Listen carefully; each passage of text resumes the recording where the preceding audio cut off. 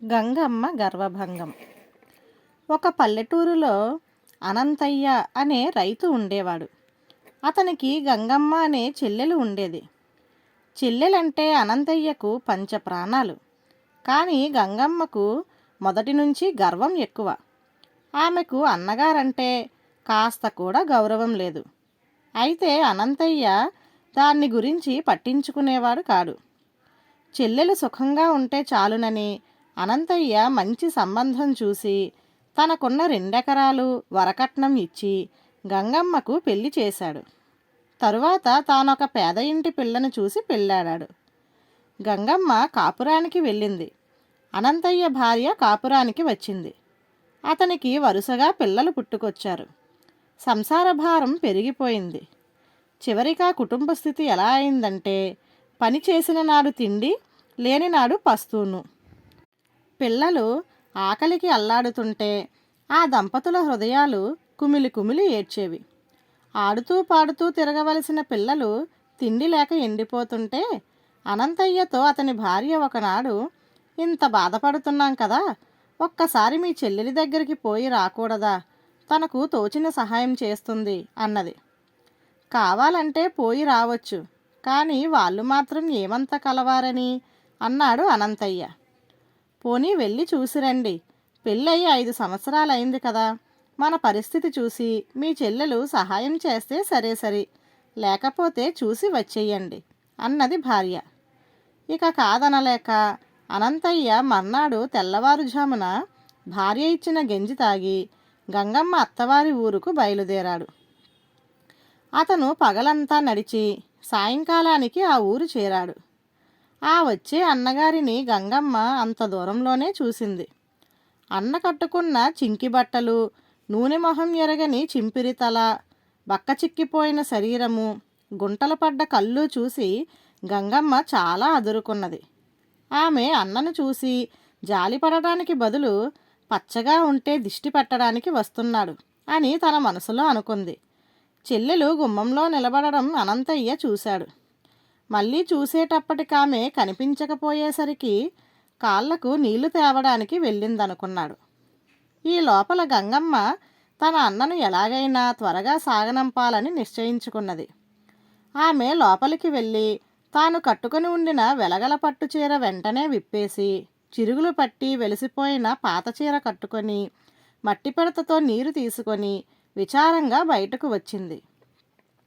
ఒక్క నిమిషంలో తన చెల్లెలిలో కలిగిన మార్పు చూసి అనంతయ్య ఆశ్చర్యపోయి, ఒకవేళ తాను మొదట చూసినది మరొక మనిషేమోనని తన మనస్సు సరిపెట్టుకున్నాడు.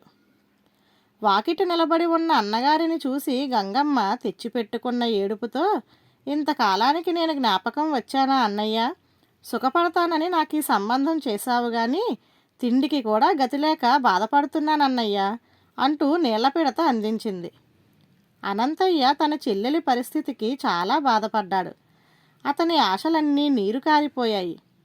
అన్నగారు ఇంట్లోకి వస్తే తన గుట్టు బయటపడుతుందని గంగమ్మ బయటి అరుగు మీద ఒక కుక్కి మంచం వేసింది. దాని మీద తన దుప్పటి పరుచుకొని అనంతయ్య నడుం వాల్చాడు.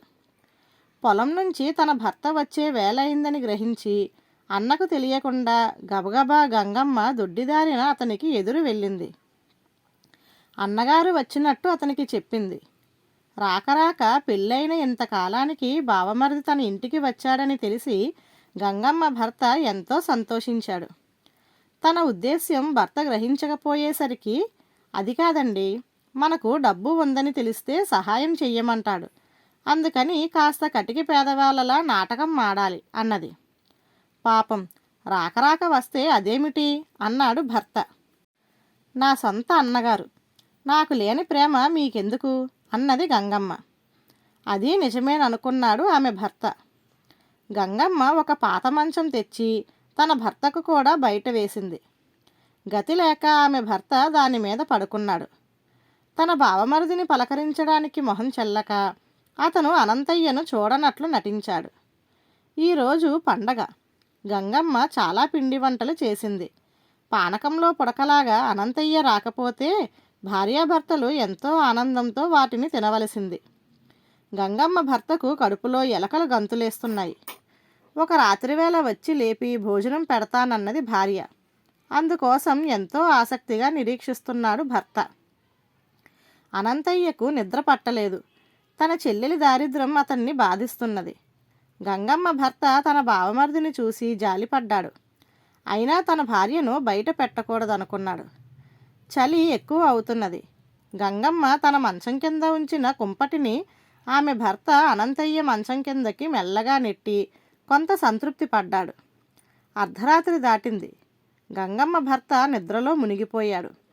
అనంతయ్యకు మాత్రం నిద్ర పట్టలేదు. ఇంతలో గంగమ్మ నీడలాగా కదులుతూ మంచాల దగ్గరికి వచ్చింది. మంచాల కింద తడిమి కుంపటి ఉన్న మంచం మీద ఉన్నది తన భర్తే అనుకొని భోజనానికి రా అని నెమ్మదిగా చెప్పి లోపలికి వెళ్ళిపోయింది. అనంతయ్యకు తన చెల్లెలి ప్రవర్తన అర్థం కాలేదు.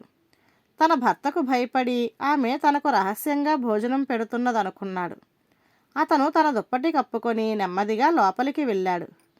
పిండి వంటలతో సహా భోజనం వడ్డించి సిద్ధంగా ఉంది. దీపం వెలుతురు మసకమసకగా ఉంది. భోజనం చెయ్యి, ఇంకేమన్నా కావాలంటే ఆ పక్కన కుండల్లో ఉన్నాయి, కావలసినన్ని తీసుకో అని గంగమ్మ అవతలికి వెళ్ళిపోయింది. దుప్పటి కప్పుకొని వచ్చినవాడు తన భర్తే అనుకున్నదామె. భర్త మంచం చీకట్లో తెలిసేందుకు ఆమె కుంపటి ఉంచింది.